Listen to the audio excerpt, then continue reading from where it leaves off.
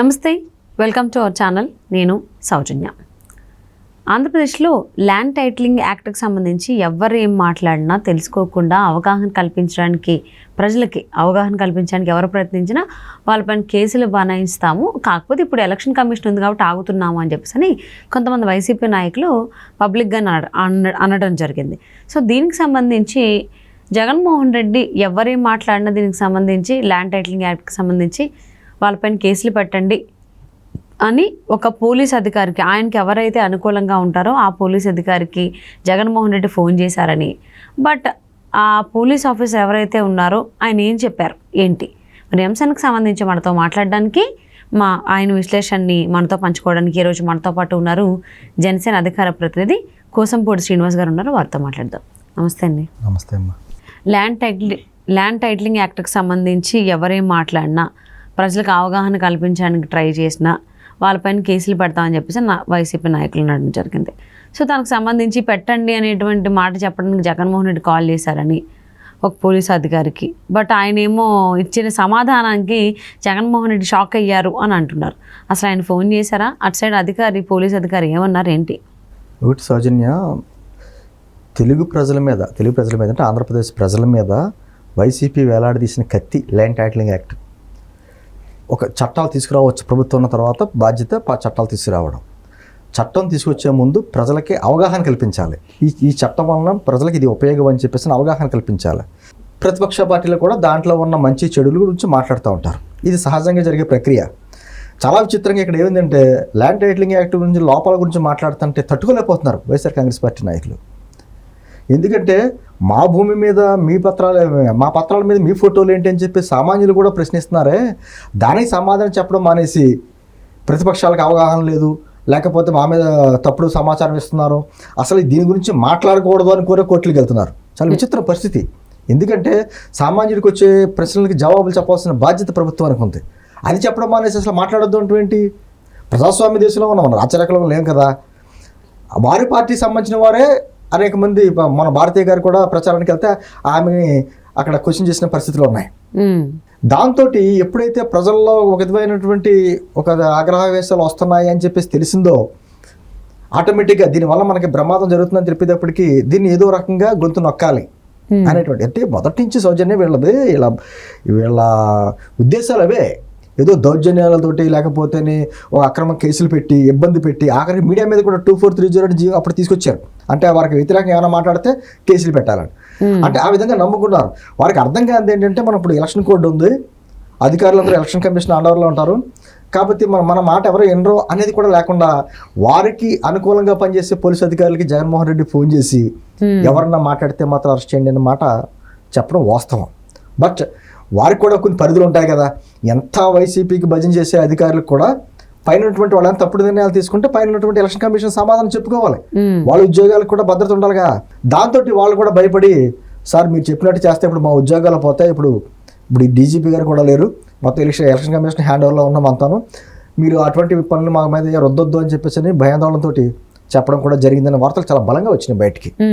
ఎందుకంటే చాలామంది మేధావులతో మొదలుపెట్టారు, వారికి అనుకూలంగా ఉన్నటువంటి కొంత కూలి మీడియా నీలి మీడియా ఉంది, వాళ్ళు అక్కడ కూర్చోబెట్టి మాట్లాడేస్తున్నారు.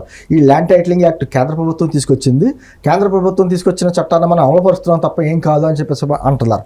కేంద్ర ప్రభుత్వం నిజంగా తీసుకొచ్చిన చట్టమే అయితే యాజ్ ఇట్ ఈజ్గా మీరు అమలుపరచండి అన్నట్టుగా చెప్తే మిగతా రాష్ట్రాలు కూడా చేయాలిగా.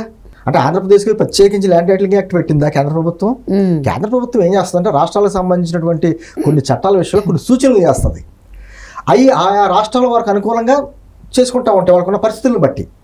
నిజంగా కేంద్ర ప్రభుత్వం చెప్పిన మాట యథాతిథిగా మాట నెరవేరుస్తున్నారు అనుకుంటే, ఇప్పుడు కేంద్ర ప్రభుత్వం నూతన విద్యా విధానం తీసుకొచ్చింది. ఏమని చెప్పింది? ప్రాథమిక విద్య మాతృభాషలో ఉండాలని చెప్పేసి మాట మాట్లాడింది. నిన్న కూడా అమిత్ షా గారు వచ్చి ఏం మాట్లాడారు? నువ్వు మాతృభాషను తెలుగుని చంపానని చూస్తున్నావు, మీరు చూస్తా ఊరుకోమని చెప్పేసి అన్నారు.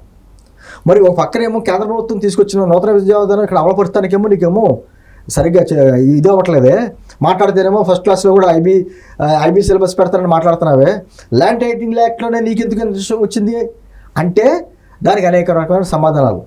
అంటే ఇక్కడ ఉన్నటువంటి భూముల్ని కబ్జాలు చేయడానికి అధికార పార్టీకి సంబంధించినటువంటి కొంతమందిని అనుకూలంగా ఉన్న వాళ్ళని అధికారులుగా నియమించి వాళ్ళ ద్వారానే ల్యాండ్ టైటిలింగ్ యాక్ట్ అమలుపరచడం, సామాన్య ప్రజలకి గొంతు లేదు కాబట్టి ఇక లోకల్ కోర్టులకు వెళ్ళడానికి కూడా అవకాశం లేకుండా చేసి హైకోర్టుకి వెళ్ళి ఇలా చేయడం ఎన్ని దుర్మార్గమైనటువంటి ఆ చట్టంలోని అంశాలు కదా.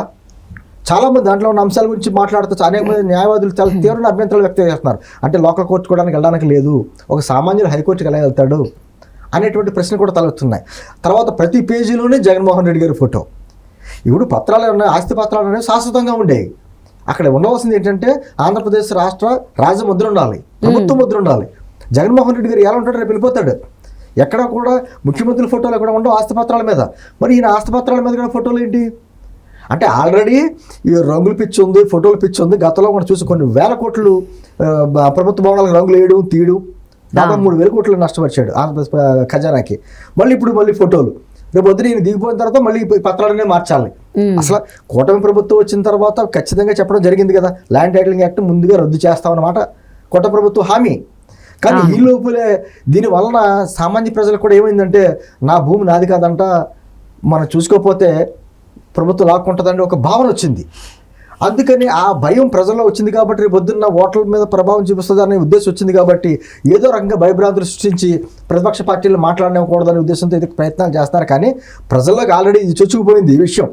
ఎందుకంటే మా భూమి మీ సొంతం ఏంటండి, ఎక్కడన్నాను నా భూమికి మీ సొంతం ఏంటి, రేపు పొద్దున్న మా తాతల తండ్రులు ఇచ్చిన ఆస్తుల మీద మీ ఫోటోలు ఏంటి, ఈ సామాన్య ప్రజలు అడిగేటువంటి ప్రశ్నలు కదా. భూమి ప్రతిరోజు మనం ఓటు హక్కు ఉందో లేదో అని చెప్పి కొంచెం చెక్ చేసుకుంటా ఉంటాం, అది సహజం. అసలు మా భూమి ఉందో లేదో ప్రతిరోజు చెక్ చేసుకోవడం ఏంటి? ప్రతిరోజు ఇప్పుడు మనం వెళ్ళి మన భూమి ఉందో లేదో, ఎవరైనా ఆక్రమించేసుకున్నాడా, కబ్జాలు పెట్టేసుకున్నాడా, ఈ అధికారులు పేర్లు మార్చేశారా, ఇక్కడ భూమి ఉంటుంది కానీ దాని మీద అథారిటీ ఎవరో ఒకరి పేరు మీద మార్చేసి ఉందనుకోండి, ఎవరు 2 సంవత్సరాలు చూసుకోకపోతే ఎవరు కబ్జా చేశారో వాళ్ళ పేర్ల మీద మారిపోతాయి. హైకోర్టుకి వెళ్ళాలి, సాధ్యమా? బడుగు బలహీన వర్గాలకి హైకోర్టుకి వెళ్ళడం సాధ్యమా?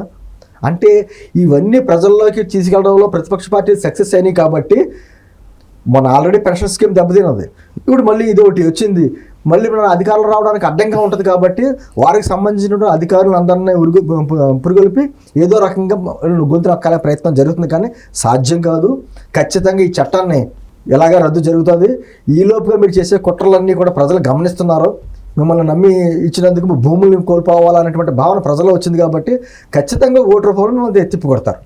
అంటే ఇప్పుడు డీజీపీ మారిపోయారు కాబట్టి పోలీస్ అధికారులు కూడా ఎవరైతే ఇప్పటి వరకు జగన్మోహన్ రెడ్డి చెప్పిన మాట వినడం, లేకపోతే వైసీపీ పార్టీ నాయకులకి అనుకూలంగా చేసిన వాళ్ళు ఇప్పుడు కొంచెం వెనకం చేస్తారంటారా? ఖచ్చితంగా వెనకంజ వేయాలి.